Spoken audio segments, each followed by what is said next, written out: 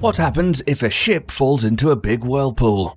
Whirlpools, how dangerous can they be? How deadly are they for human beings? How destructive are they for vessels? Can whirlpools suck ships, boats, or even barges in? Or do they pose a danger only for human beings who fall into them? In these shots, you can see how the rafter Steve Fisher got sucked in by a powerful current that the athlete had the bad luck to encounter when descending the Congo River as part of a Red Bull-sponsored competition. Fisher, a world-class athlete, had a run-in with the mighty rapids of this African river, yet this was not among the most dangerous whirlpools that exist on our planet, and far from the most dangerous whirlpools that are theoretically possible. Don't try at home what one of the world's top rafting pros barely managed to escape from, and that was even with the help of others. There are whirlpools much more dangerous than along the Congo River. Some of these vortexes in the water pose a threat not only to people, but even heavier objects. A boat? A yacht? A ship? A barge? Even giant vessels can face destruction if any of them, separately or together, are sucked into one of these real aquatic monsters. But let's start by taking a look at whirlpools themselves, at what they are, how they arise, and what real danger and destructive force they pose. No, not like that. Whirlpools are not specially stirred up by anyone. Rather, they form on their own due to internal processes. Currents in a body of water collide and merge, and thereby they create circular flows that are made stronger by the turbulence, as if the water's being turned inward. If there is a deep hole under the water, and above this hole tons of water are flowing from opposite directions towards each other, a vortex is created, and this is what a whirlpool actually is. Let's try to helpfully illustrate this principle with, oddly enough, a clockwork mechanism. As we explain, you'll understand why we chose precisely this as an example. You can see how the tireless little gears in a clockwork mechanism drive one another on by rotating, as they constantly grip on one another with their teeth. Each of these gears rotates only because the entire ensemble rotates together. They're never slowed down by friction against one another, but rather they work together in mutual movement. Now imagine that these are not little gears at all, but water currents. The flow of water, when there is turbulence and currents moving towards each other, will rotate from the impact just like these gears. The principle of torque is basically analogous. Only water, unlike the gears in a clockwork mechanism, does more than just rotate. And if there's the necessary turbulence, it'll form a funnel that sucks things in. Thus, for a whirlpool to arise in nature, we need the following: a sufficient mass of moving water, the presence of currents moving in opposite directions within this mass, and a pit that's deep enough to generate a flow that swirls inward. Generally, the fastest whirlpools are those of mountain rivers. They can sometimes reach speeds of 7 miles per hour. However, mountain rivers do not have an amount of water sufficient to suck truly large objects in. People and animals often perish in these currents, but larger objects, for example ships, are just too big for mountain rivers to affect. For those big objects, you'd need to bring out the heavy artillery. The Saltstraumen Whirlpool, Norway. Today is perhaps the world's most powerful naturally forming whirlpool. It arises 4 times per day, precisely every 6 hours, in a strait that is 1.86 miles long and 492 feet wide, and connects the Saltfjorden and the Skjerstad Ford with the Barents Sea. In this hellish funnel, there are gigantic volumes of water that move at unimaginable speeds. Over a single cycle, the Saltstraumen Whirlpool circulates billions of cubic feet of liquid, all at a speed of up to 23 miles per hour. If a person fell into such a whirlpool, then sadly, the chances for survival are slim. And even if a whole boat fell in, it's believed that the Saltstraumen Whirlpool does not pose a risk to large vessels, but to avoid any tragedy, traffic in the strait is scheduled to avoid the times when the dangerous Norwegian whirlpool comes to life. The Maelstrom, a whirlpool famous from Edgar Allan Poe's short story, A Descent into the Maelstrom. Similar whirlpools are found in Norwegian waters. In the Norwegian Sea, these are less brutal than the Saltstraumen Whirlpool, but much more unpredictable and sneaky, and so they are no less dangerous. Indeed, they can be even more dangerous. Maelstrom's rotation barely ever exceeds 8 miles per hour, but these whirlpools are dangerous because of how sudden they can appear. The rocks, the currents, everything here is set up in a way that makes it impossible to predict when the vortex will arise and how fast it will spin, and when water will begin to be sucked into it. Maelstroms, just like the Saltstraumen Whirlpool, can form several times per day, but there's no rhyme or reason to their formation. They might appear 2 or 3 times a day. They might appear 5 or 6 times. Such cases are known. Infamously, people have been killed or severely injured in maelstroms on a number of occasions. Maelstroms are capable of overturning even small fishing boats, and such incidences have happened. Today, ships prefer to give these Norwegian monsters a wide berth in order to avoid tragedy. The Naruto whirlpools. These come in at number 3 in their danger to life and limb, and are rightly called the Japanese wonder.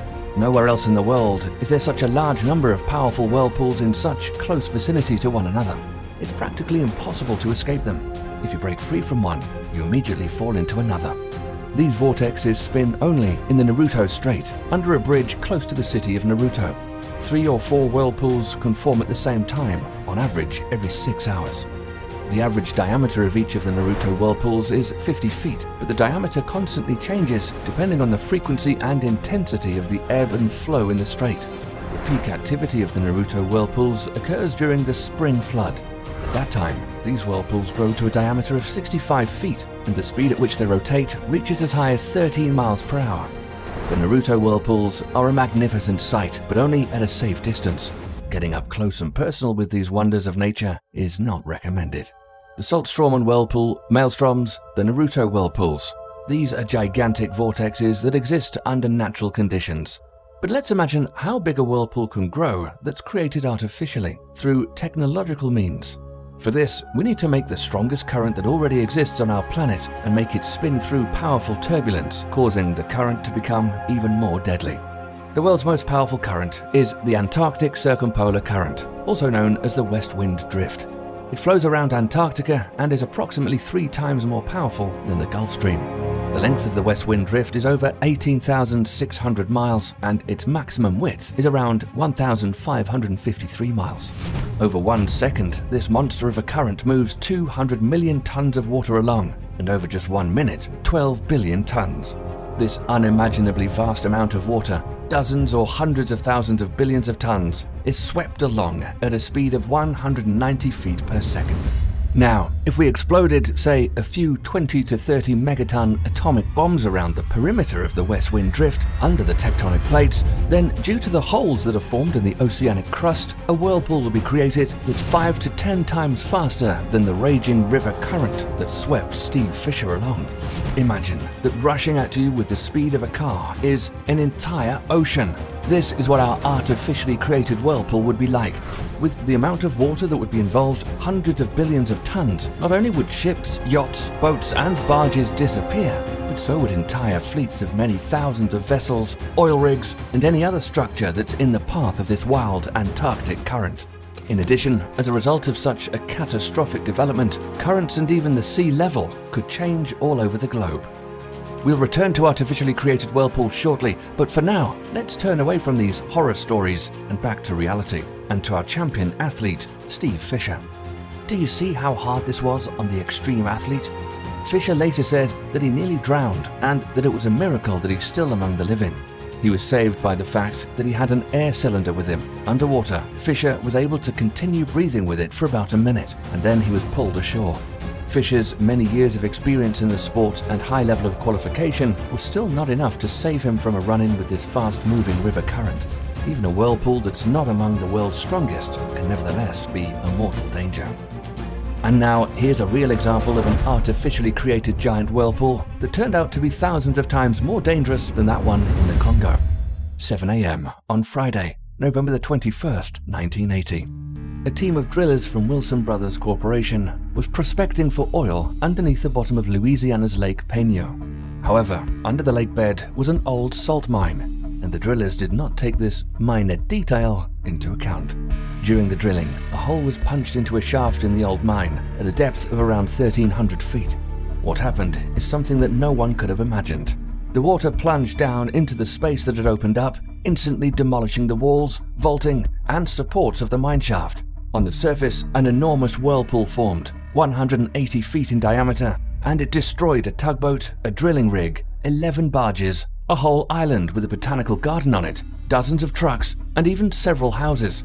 Luckily, not a single human life was lost. A whirlpool of such immense power could easily pull the legendary Titanic to the bottom, as that ship's mass was several times smaller than the total mass that the artificially created Lake Peña whirlpool sucked in. The most surprising thing about this incident is that the video of it has got a lot of likes on the internet, and only because, luckily, not a single human life was lost. Is there any chance that a person aboard a ship could survive after being sucked into such a mega whirlpool? To make it out alive, you'd need a seriously strong capsule that could withstand the water pressure of many tons, and in addition, there'd have to be a large amount of air in the capsule. Take, for example, what happened when the tugboat Gascon 4 was crushed. The tugboat capsized and sank off Nigeria on May 26, 2013. Everyone on board died, except the ship's cook, Harrison Okene. He was fortunate enough to lock himself in an airtight cabin and survived underwater for 3 days before being rescued. When rescuers brought Okene up to the surface, it turned out that an air pocket formed in the space where the cook had sought refuge, and that's why Harrison Okene was not crushed. However, the chances that any other person on a sinking ship would be so lucky are slim. So, to survive a mega whirlpool, you need to be in a capsule, which is a hermetically sealed air bubble. And of course, rescuers have to arrive quickly, as you might soon run out of oxygen otherwise. If there is no hermetically sealed compartment with an air pocket, then the many tons of water around you will do their work. They will instantly crush the space itself and everyone inside of it. Secondly, such a powerful whirlpool always forms when the depths reach hundreds of feet, and it's impossible to escape from such a depth just on your own. Although if the depth is not great, not 13 to 1700 feet, but just 50 to 65 feet, the chances are still slim. A person would have to have an incredible level of physical fitness to swim up from under 50 or 65 feet of water. For an ordinary person already at a depth of 10 feet, due to the water pressure, the diaphragm is unable to expand enough for the lungs to fully fill with air. All in all, whirlpools are no joke. It's best to avoid them, even the smallest ones. After all, even gentle little whirlpools can grow stronger at any moment, leaving even experienced pros unable to get out of them.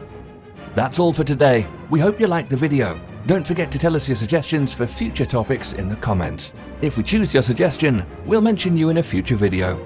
Thanks for watching.